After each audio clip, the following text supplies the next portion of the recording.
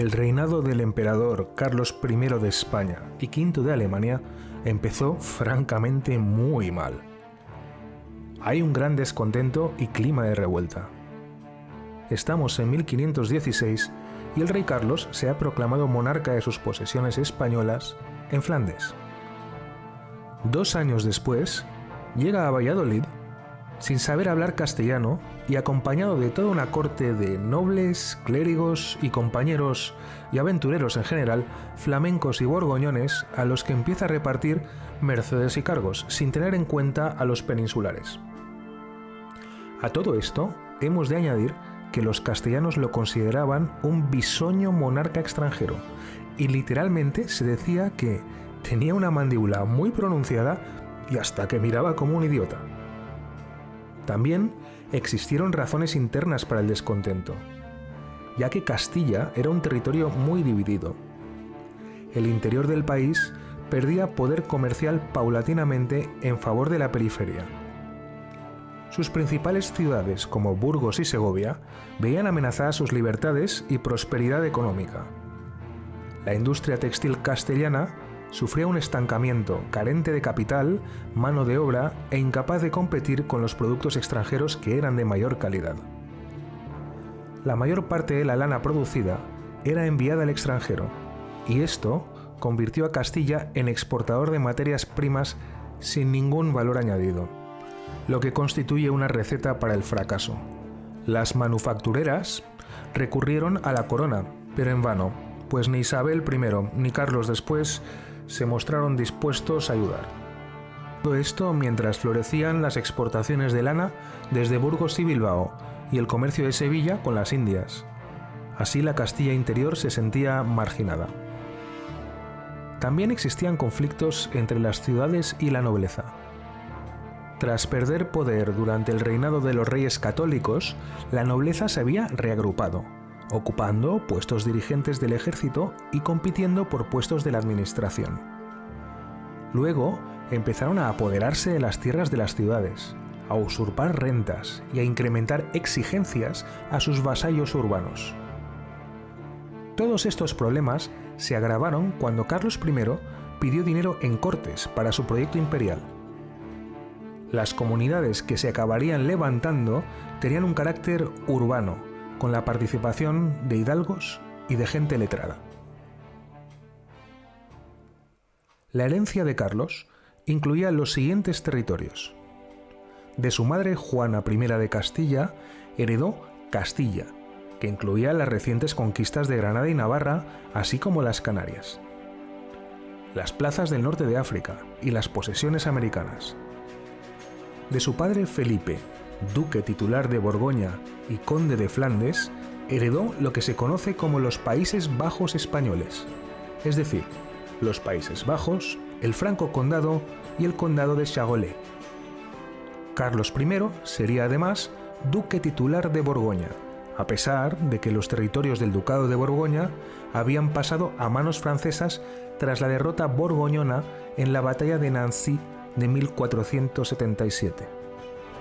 Carlos I seguiría reclamando esos territorios a Francia al sentirse legítimamente señor de ellos. De su abuelo Fernando el Católico, rey de Aragón, heredó el reino de Aragón, el de Nápoles, Cerdeña y Sicilia. Finalmente, de su abuelo Maximiliano I de Austria, heredó los dominios patrimoniales de los Habsburgo, que comprendían los territorios del Archiducado de Austria, así como los derechos sobre los territorios del norte de Italia. Siguiente paso entonces, de rey a emperador. ¿Quién era el emperador y qué suponía ser emperador? El Sacro Imperio Romano Germánico no era ni una nación-estado en el sentido moderno ni un imperio clásico. El puesto de emperador se conseguía por elección, y ni que decir tiene que este sistema es muy susceptible al soborno y, curiosamente, no solo habían fallecido los reyes franceses y españoles, sino que en 1519 muere Maximiliano I de Habsburgo y se abre la elección a un nuevo emperador.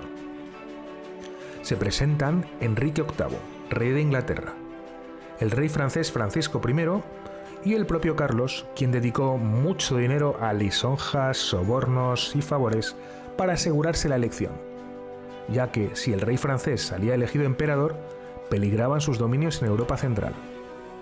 Esta era la razón de la importancia de los impuestos españoles, aunque Carlos también recurrió a los banqueros alemanes. Concretamente, Jacob Fugger le prestó 544.000 florines para la elección.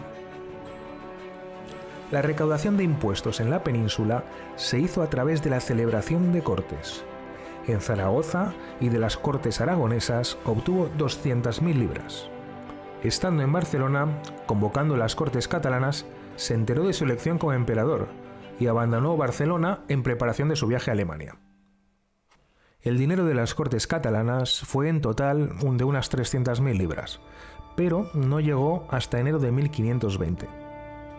Suspendió Carlos así el viaje a Valencia y no fue a Cortes. Envió allí a Adriano de Utrecht para que a través de él como enviado le jurasen también como rey y convocase las cortes para así obtener el dinero. Él mismo convocó las cortes castellanas ahora en Santiago de Compostela y La Coruña para marzo de 1520. Durante años, el mal gobierno y los excesos de la aristocracia, la corrupción de los funcionarios y el abuso de la posición de poder de los grandes mercaderes provocaron tensiones sociales muy importantes con los artesanos y los campesinos, quienes luchaban literalmente por su supervivencia. Si añadimos a estas condiciones una inflación galopante que destruye todos los ahorros, el odio del pueblo en general a los moriscos y que los gremios de artesanos estaban armados, tenemos una receta bastante fácil de ver de revuelta popular y de posible revolución. El desencanto en Valencia alcanzó niveles peligrosos, ya que el gobernador, privilegiados y autoridades habían huido de un brote de peste en la ciudad. Entonces, los gremios aprovecharon, junto con la amenaza de los piratas turcos, para organizarse y armarse, con el precedente del permiso concedido para armarse que tenían del rey Fernando.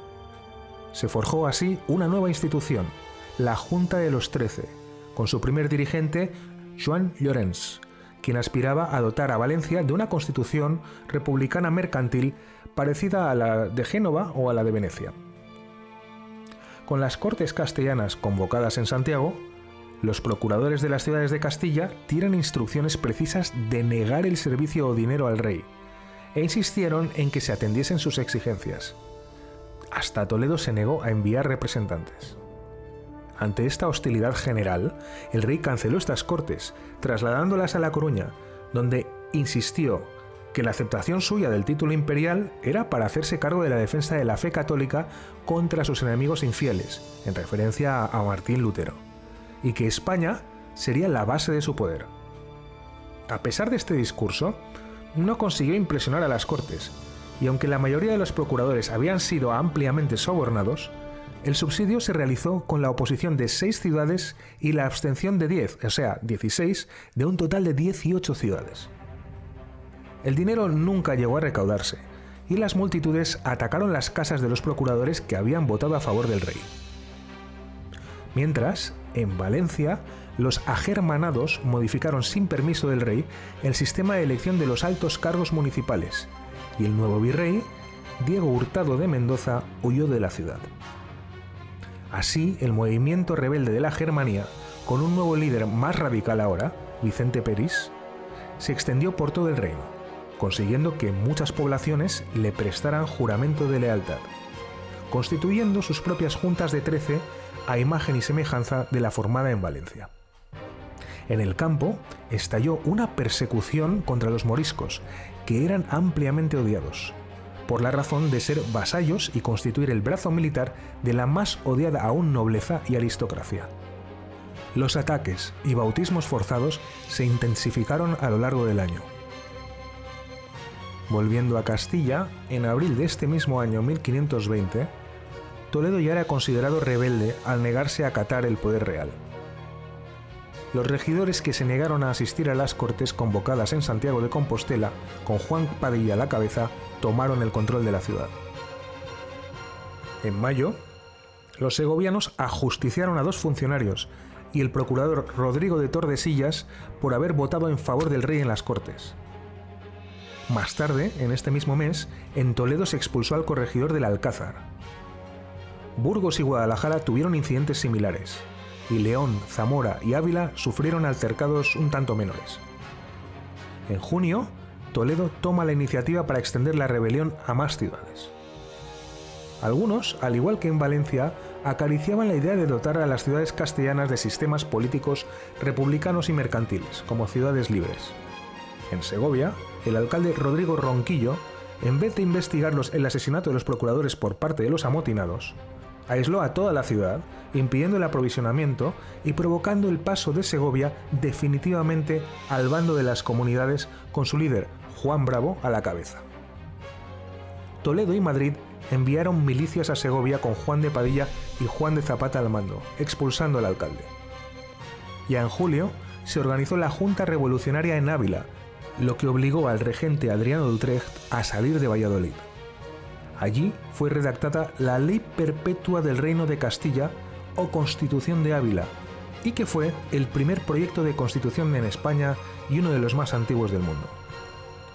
En agosto, tras el estallido en Comunidad de Segovia, Rodrigo Ronquillo y Antonio de Fonseca, al mando de las tropas realistas, pusieron rumbo a Medina del Campo, con aproximadamente 1.200 lanzas y 200 escopeteros, con el objetivo de apoderarse de la artillería ahí estacionada, pero los habitantes de la ciudad lo impedían.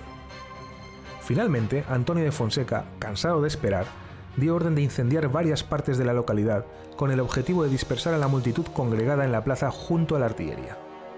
Pero esta multitud no se disgregó y permaneció junto a los cañones, mientras las llamas avanzaban, y buena parte de la villa resultó destruida. En vista de esta situación, los comandantes realistas dieron la orden de retirada, permitiendo así a los vecinos acudir a sofocar las llamas y evitando que la villa ardiera en su totalidad.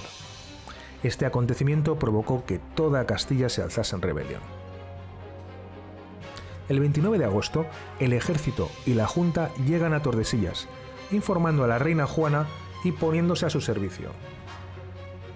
El movimiento comunero provocó numerosas revueltas antiseñoriales durante ese año, y el siguiente también.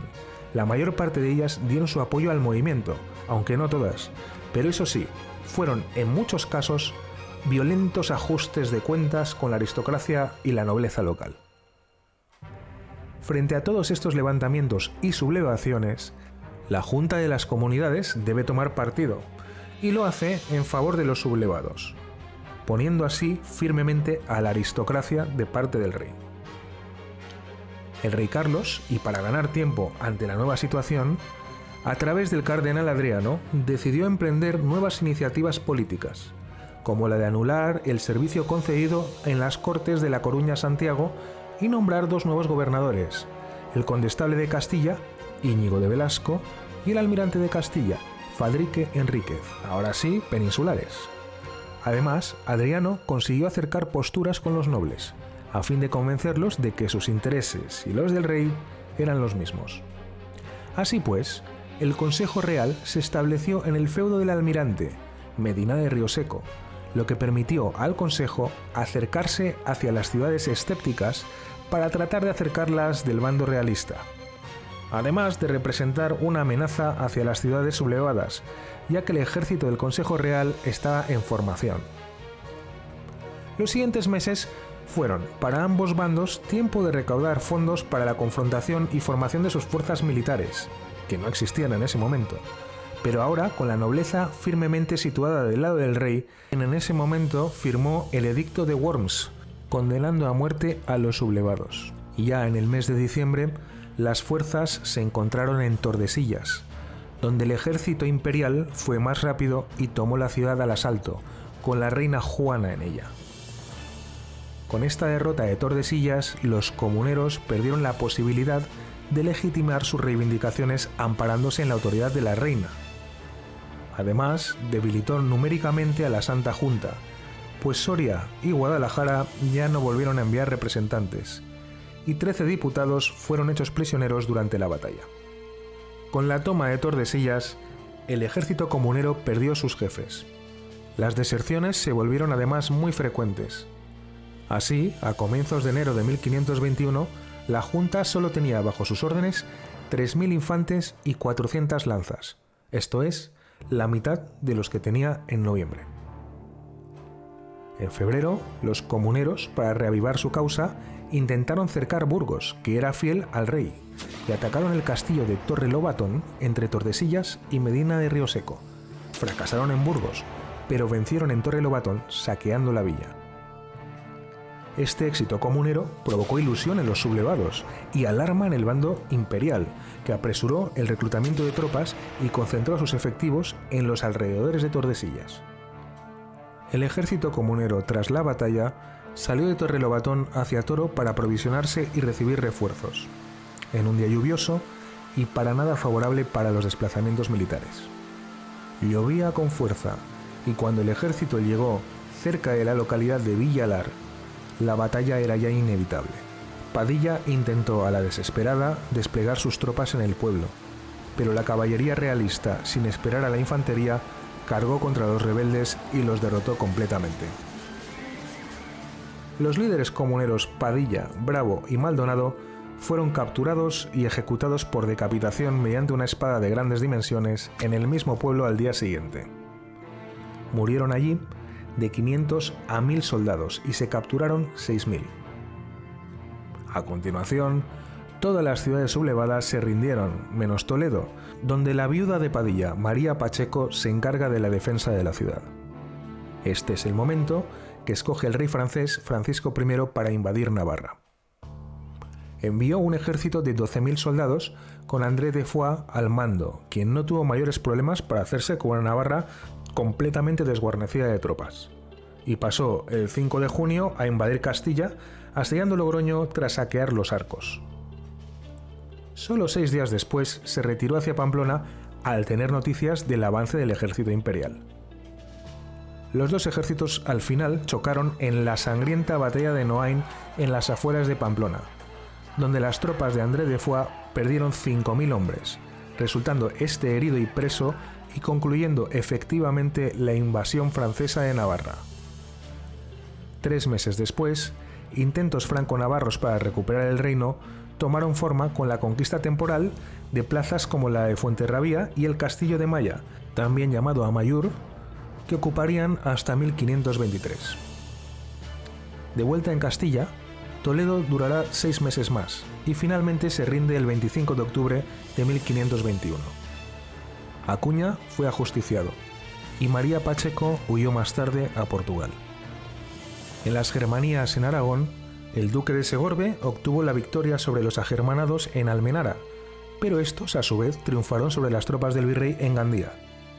Esta victoria al final no sirvió de nada, ya que el marqués de los Vélez entró desde Murcia y conquistó Orihuela en agosto de 1521, dejando tocada de muerte la situación militar de los agermanados, que se tuvieron que retirar, permitiendo la vuelta del virrey a Valencia. 6 meses después, el líder Vicente Peris intentó hacerse con el control en Valencia, pero fue al final capturado y muerto. En Mallorca, la revuelta había sido similar a la ocurrida en Valencia, y el virrey huyó a Ibiza en 1521. La Germanía en Mallorca fue más radical y se extendió a toda la isla de Mallorca, a excepción de la Alcudia, que se convirtió en el refugio de los caballeros, ganando el título de caballerísima. La ruptura social fue más fuerte que en Valencia y se amenazó con degollar a todos los mascarats, como se conocía a los enemigos de la Germanía. El ejército real inició la contraofensiva en octubre de 1522, que culminó con el largo sitio de Mallorca, desde diciembre de 1522 hasta marzo de 1523. Una vez cayó la ciudad, la rebelión de las Germanías de Mallorca finalizó y la represión fue aún más dura que en Valencia. El número de condenados a muerte fue el doble en la isla que en toda Valencia. Tanto allí en Valencia como en Mallorca, los gremios textiles de lana y de la seda estuvieron a la vanguardia de las Germanías. Los enemigos eran definidos como los ricos. En Valencia se había iniciado con una protesta contra el poder de la aristocracia terrateniente y también contra los musulmanes. La nobleza y el alto clero prestaron su apoyo unánime a Carlos, al igual que en el movimiento comunero de Castilla, y por eso mismo la represión de la rebelión fue una nueva victoria del absolutismo. A partir de este momento, las preocupaciones de Carlos V, o I de España, vendrían del exterior y no del interior de la península ibérica. Por lo que respecta a Navarra, con la posterior derrota y apresamiento del rey francés ya en el año 1525 en la batalla de Pavía, acabarían los intentos franceses de establecer una Navarra cliente de sus intereses en la península ibérica. Y así fueron los primeros y convulsos años del reinado de Carlos I en sus posesiones españolas. Se aplasta así el incipiente poder de la naciente burguesía y artesanado de las ciudades, para volver el enfoque al nuevo imperio global y el poder de los señores. Espero que os haya gustado, y os recuerdo que en la descripción tenéis un enlace a un podcast más amplio. Si queréis darme un me gusta o suscribiros, me animaréis bastante a seguir con el canal. Hasta la próxima. Como siempre, muchas gracias por estar ahí.